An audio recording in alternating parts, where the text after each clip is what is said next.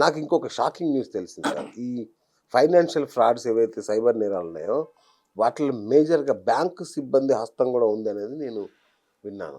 మీరు చెప్పినట్లు కొద్ది వరకు ఉంది. హ్మ్. ఎట్లా అంటే వాళ్ళు ఫేక్ బ్యాంక్ అకౌంట్స్ క్రియేట్ చేస్తున్నారు. వాళ్ళను అవును. కొంతమంది పోలీసులు పట్టుకుంటున్నారు. చాలామంది గుర్గావ్‌లో హ్మ్. కొన్ని ప్రైవేట్ బ్యాంక్స్ అని ఆ పేర్లు వద్దులే గానీ అవునవును. ఆ! బట్ పేపర్‌లో వస్తున్నాయి. రెగ్యులర్‌గా వస్తున్నాయి. అవును. So, for example any reason మీది ఆధార్ కార్డో, పాన్ కార్డో ఎక్కడో ఇచ్చింటారు. ఆ నేమ్స్ మీద ఒక అకౌంట్ క్రియేట్ చేసి అట్లా ఇస్తున్నారు. అది కాక ఇప్పుడు నిరుద్యోగులు ఉంటారు కదా!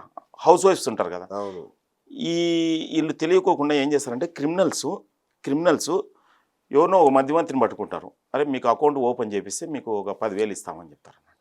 ఆహాహా! వాళ్ళకేం చేస్తారు నిరుద్యోగులకు, మీ అకౌంట్ మీరు అకౌంట్ ఓపెన్ చేస్తే మీ ఆ! ఆ! అకౌంట్ ఓపెన్ చేసి మాకిస్తే ఎవ్రీ మంత్ 20,000 ఇస్తామంటారు.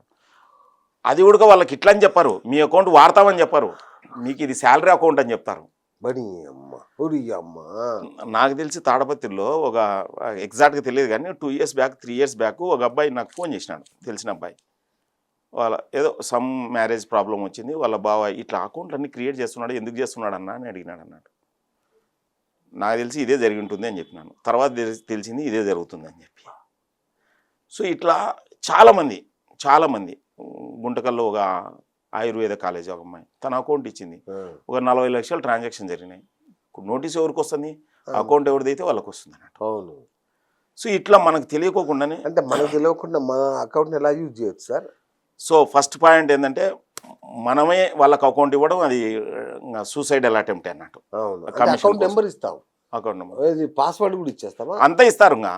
వాళ్ళు ట్రాన్సాక్షన్ చేసుకుంటారు. ఎవ్రీ ఒక 10%, 20% కమిషన్. వీళ్ళకి తెలియదు కదా. ఆ! మన ఏదో వ్యవస్థ తనకు తాను చూసుకుంటుంది.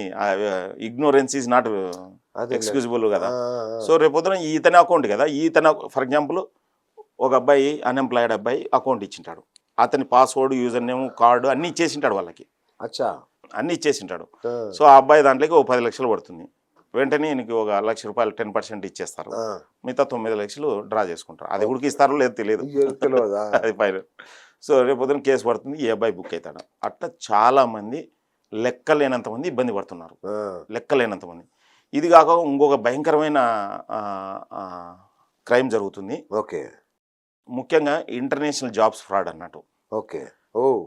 దీంట్లో ఏం చేస్తున్నారంటే ముఖ్యంగా లావోసు, ఆ! కంబోడియా, మయన్మార్ ఈ ఓకే. ప్లేసుల్లో జాబ్స్ ఉన్నాయి.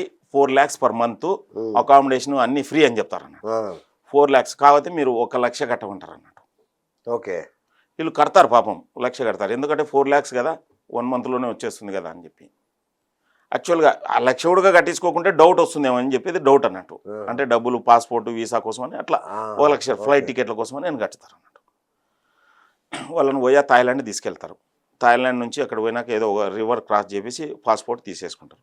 అక్కడికి పోయినాక వాళ్ళను ఒక బిల్డింగ్లో పెట్టి వాళ్ళది ఏ లాంగ్వేజ్ అయితే ఆ లాంగ్వేజ్ వాళ్ళను సైబర్ క్రైమ్ చేపిస్తారు. వాళ్ళకు ఒక పైసా శాలరీ ఇవ్వరు. ఏం పర్సెంటేజ్ ఇవ్వరు. ఓడి. 12 hours పనిచేయాలి. కరెంట్ షాక్ ఇస్తారు. విశాఖపట్నం పోలీసులు ఈ మధ్యన ఒక 250 మందిని ఇడిపించుకొని వచ్చినారు. కంబోడియా గవర్నమెంట్తో మాట్లాడి అక్కడ భారత కాన్సులేట్తో మాట్లాడి ఏం జరుగుతుంది సార్ అసల? వాళ్ళు పోయేటప్పుడు ₹1,00,000 కట్టాలి కదా. రిటర్న్ రావాలంటే 1,00,000 కట్టాలి. లేకపోతే ఇంకో బక్రా అని చూపించాలి. ఇంకో బక్రా ఎవరు ఉంటారు? తెలిసినోడే ఉంటాడు. తెలిసిన ఫ్రెండు. ఆ! సో ఇలా చాలా జాగ్రత్తగా ఉండాలి. ఒక్కసారి ఇది official human slavery, digital slavery. బా! మీరు అదే కాకుండా ఇట్లా ఇదేంటంటే ఎక్కడైనా కానీ గుర్తుపెట్టుకోండి. ఈ విక్టిము మెయిన్ కారణం దీని విషయంలో, సైబర్ నేరాల విషయంలో. అవును. ఫర్ ఎగ్జాంపుల్ మీ పర్సు దొంగతనం జరిగింది, మీ బైక్ దొంగతనం జరిగింది. మీకు తెలిసి జరుగుతుందా, తెలియక జరుగుతుందా? అజాగ్రత్త వల్ల జరుగుతుంది. మీకైతే తెలియదు కదా. తెలవదు. అంతే కదా. అవును. కానీ సైబర్ క్రైమ్ మన సహకారంతో జరుగుతుంది. అవును. సో డిజిటల్ అరెస్ట్ అంటారు. నేను అదే అడగబోతున్నాను. డిజిటల్ అరెస్ట్ అంటే ఏంటి అసలు? ఏం లేదు. ఏం చెప్తారంటే మీకు ఫోన్ చేస్తారు ఫస్ట్. సార్ మీ ఎనియో మన డాటా ఎక్కడంటే అక్కడ తిరుగుతూ ఉంటుంది. మీరే విజిటింగ్ కార్డు 10 మందికి ఇచ్చింటారు. ఎవరిదో నా మొబైల్లో తీసుకోండి. నా మొబైల్ హ్యాక్ అయితే మీ నెంబర్ కూడా వాళ్ళకి పోతుంది కదా. సో బిఎస్ మీ ఇట్లా మీది నెంబర్ మీదేనా ఫోన్ నెంబర్? అవును అంటారు కదా అట్లా. సో మీ పేరు మీద తైవాన్కో, చైనాకో, ఇరాన్కో ఏదో కొరియర్ పోతుంది. దాంట్లో అన్వాంటెడ్ సబ్జెక్టులు ఉన్నాయి, 4 పాస్పోర్ట్లు ఉన్నాయి, 4 డ్రెస్సులు ఉన్నాయి, ఒక ల్యాప్టాప్ ఉంది, ఎండిసి ఎంఎస్డిఎస్ ఏదో ఎండిఎక్స్ ఏదో ఉంటుంది, ఎండిఎస్ RDX ది. ఆర్డిఎక్స్ అనేది అది మొత్తం మంది అన్నట్టు, అచ్చా, అచ్చా, ఓకే. ఎంసిడిఎస్ ఏదో ఉంటుంది, ఓకే. ఎండిఎంఎస్ ఏదో ఉంటుంది, కరెక్ట్ తెలియదు కరెక్ట్. అవును, అవును. సో డ్రగ్స్ అన్నట్టు అవి ఉన్నాయి. సో నార్కోటిక్ వాళ్ళు ఇంటర్సెప్ట్ చేసినారు. సో మీరేం చేయాల్సిన పని లేదు, మీ కాదు కదా, మీరు బాంబేకి వచ్చి కేసు బుక్ చేయండి అని చెప్తారు. సో మీరేమంటారు, నేను ఇప్పుడు బాంబేకి పోవాలి, కేసు బుక్ చేయాలి, ఆన్లైన్లో పోయి చేయొచ్చు అంటారు అన్నట్టు. అట్లా అట్లా అట్లా స్లోగా తీసుకెళ్తారు అన్నట్టు. ఓకే. అది నార్కోటిక్స్ కావచ్చు, లేకపోతే మీ పేరు మీద టెలిఫోన్ డూప్లికేట్ పనిచేస్తుందని కావచ్చు, లేకపోతే మీ పేరు మీద ఎక్కడో ఎవరో కేసు బుక్ అయిందని కావచ్చు, ఇట్లా డిఫరెంట్ ఫార్మాట్లో మిమ్మల్ని ట్రాప్ చేస్తారు అన్నట్టు. ఫైనల్గా సిబిఐ అని ఎన్ఐఏ అని రకరకాల వాళ్ళు పిక్చర్లోకి వస్తారు. పిక్చర్లోకి వచ్చి మీరేం చేయలేదు కదా, ఇది రిఫండబుల్ అమౌంట్ 15 నిమిషాల్లో మీకు రిఫండ్ చేస్తాము, ఆర్బీఐకి జమ చేయండి అని చెప్పి చేస్తారన్న. అప్పటి వరకు వీళ్ళు ట్రాప్లో ఉంటారు అన్నట్టు, ట్రాప్లో ఉంటారు, డబ్బులు పంపించేస్తారు. అట్లా ఎంతవరకు పంపిస్తారంటే వీళ్ళు తీసుకోవాలని అంటే వీళ్ళు ఎంత అయితే పంపించగలుగుతారో అంత పంపించుకుంటారు. ఒక కంపెనీ ఎంఎన్సీ డైరెక్టర్ 25 కోట్లు పోగొట్టుకుంది. 25 కోట్లు? ఎస్. బెంగళూరులో ఒక అడ్వకేట్ 1.2 crores పోగొట్టుకుంది. ఒక జర్నలిస్టు 2 కోట్లు పోగొట్టుకున్నాను. ఐఏఎస్ ప్రొఫెసర్ 83 లక్షలు పోగొట్టుకున్నాను. ఇన్ఫోసిస్ సాఫ్ట్వేర్ ఇంజనీర్ 4 కోట్ల 75 లక్షలు పోగొట్టుకున్నాను.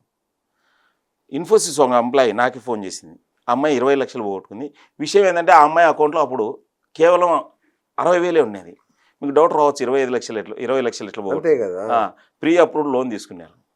ఎవ్రీథింగ్ డిజిటల్ అరెస్ట్ అని వాళ్ళు ఎక్కడికి పోనీకి ఉండదు, ఇంకా కంటిన్యూస్గా కెమెరా ముందే ఉండాలి, వాష్రూమ్కి నిద్రపోయేటప్పుడు తప్ప. మీరు ఎవరు చెప్పినా అని మా పోలీసు వాళ్ళు బయట ఉండారు, మిమ్మల్ని వచ్చి అరెస్ట్ చేస్తారు అన్నట్టు. వాళ్ళను ఒక ట్రాన్స్లేకి తీసుకెళ్తారు, హిప్నాటిజం మాదిరి అన్నట్టు. మా వాళ్ళ ఫ్రెండ్ భార్య 1 కోటి రూపాయలు పోగొట్టుకుంది. అప్పుడే ఏదో ల్యాండ్ అమ్మినారంట, కనీసం భర్త కూడా చెప్పలేదు. మీరు ఎవరికి చెప్పినా అని మేము వచ్చి అరెస్ట్ చేస్తాం, అందరినీ అరెస్ట్ చేస్తాం అంటారంట. సో ఇక్కడ ప్రాబ్లం ఎక్కడ వచ్చిందంటే మన వ్యవస్థలు ఎట్లా పనిచేస్తాయనేది జనాలకు తెలియదు. కరెక్ట్. మీరు మర్డర్ చేసినా అని మీకు ఫోన్ చేసి రారు పోలీసు వాళ్ళు, రాత్రి వచ్చి ఎత్తపోతారు, అంతే కదా. ఫస్ట్ నోటీస్ వచ్చి తీసుకుంటారు, వాట్సాప్ కాల్ అయితే చేయరు. అదే కదా. సో ఏం లేదు, సింపుల్గా కాల్ అవాయిడ్ చేయడమే, లేకపోతే వచ్చి లోకల్ పోలీస్ స్టేషన్కి రిపోర్ట్ చేయమని చెప్పాలి. Let it be, no problem. ఇంకొకటి దారుణం ఏం జరుగుతుందంటే, నాకు రీసెంట్గా ఒక ట్యూటర్ ఫోన్ చేసినాడు. వీళ్ళు తెలియదు కదా, ఇప్పుడు ఎప్పుడో ఒక 20 ఏళ్ళ కిందట అనేది పోర్న్ వీడియోస్ టీవీలో చూసుకుంటున్నారు, ఈ సీడీలోనే. ఇప్పుడు నెట్లో సెర్చ్ చేస్తున్నారు. నెట్లో సెర్చ్ చేయడంలో ప్రాబ్లం లేదు. అందులో చైల్డ్ పోర్నోగ్రఫీ ఏదైనా సెర్చ్ చేస్తే నెట్లో గవర్నమెంట్ ఆఫ్ ఇండియా మానిటర్ చేస్తుంది. సో కంపల్సరీ ఆ రాష్ట్ర పోలీసులకు ఇన్ఫర్మేషన్ వస్తుంది. వాళ్ళు ఆ ఇన్ఫర్మేషన్ వస్తే వాళ్ళను పోయి వాళ్ళ ఫోన్ కాన్ఫిస్కేట్ చేసి తీసుకెళ్తున్నారు అన్నట్టు. వాళ్ళ ఎక్స్ప్లెనేషన్ వాళ్ళే అరెస్ట్ అనే చేస్తారు. ఎంతవరకు అంటే అనుకోకుండా మీరు ముఖ్యంగా కంపెనీల్లో జాగ్రత్తగా ఉండాలి సార్. ఎందుకు తెలిసిన, ఫర్ ఎగ్జాంపుల్ ఇదే కంపెనీ అనుకోండి, ఈ వైఫై ఎవరో వాడుతున్నారు అనుకోండి, వాళ్ళు ఎవరో మిస్యూజ్ చేసినా అని మీ మీద మీరు రెస్పాన్సిబిలిటీ అన్నట్టు. అట్లా ఒక ఎన్జిఓకి సంబంధించిన ఒక అతన్ని వాళ్ళ ఎంప్లాయీస్ ఎవరో మిస్యూజ్ చేసినారు, అతని మీద ఇప్పటికీ కేసు నడుస్తుంది. సో ముఖ్యంగా మనం ఏదంటే అది ఇష్టం వచ్చినట్లు నిషేధితకి సంబంధించినవి, ముఖ్యంగా బాంబులు ఎలా తయారు చేయాలి, లేకపోతే ఇట్లా రకరకాలు ఉంటాయి కదా, ఇట్లాంటివన్నీ గూగుల్లో సెర్చ్ చేసినారనుకోండి, యూట్యూబ్లో సెర్చ్ చేసినారనుకో, 100% గవర్నమెంట్ ఆఫ్ ఇండియాకి మెసేజ్ పోతుంది, గూగుల్ నుంచే పోతుంది. అప్పుడప్పుడు వస్తుంది కదా మనకి రిపోర్ట్స్, సెర్చింగ్ ఈ సో టాపిక్ మీద ఎక్కువ సెర్చ్ అయింది, ఫుట్బాల్, లేకపోతే ఎవరన్నా మనోళ్ళు గెలిచినప్పుడు, లేకపోతే ఏదైనా. సో ప్రతి రికార్డు సెర్చ్ అవుతుంది. ఎందుకంటే మీరు సెర్చ్ చేస్తున్నారంటే మీ ఫోన్ ఐపీ పోతుంది, మీ ఫోన్ ఈఎంఐ పోతుంది, మీ ఫోన్ నెంబర్ పోతుంది. సో ఎవ్రీథింగ్ డిజిటల్లో మీరు మూసి కళ్ళు తెరిచినా రికార్డ్ అవుతుంది. ఎందుకు ఇప్పుడు మనం ఇవన్నీ మాట్లాడుకుంటున్నాం కదా, మన మొబైల్ వింటుంది, వెంటనే అడ్వర్టైజ్మెంట్ వస్తుంది. అవునండి, కరెక్టే. ఈ మధ్య మనం టచ్ చేయకపోయినా దానికదే సిరినో ఏదో ఉంటుంది కదా, ఇలాంటి అందరూ వింటున్నారు. సో మీరు ఎంత జాగ్రత్తగా ఉండాలంటే అంత జాగ్రత్తగా ఉండాలి. సో కాకపోతే మన స్వయం అదేమంటారు చూడండి, అవగాహనే శ్రీరామ రక్ష.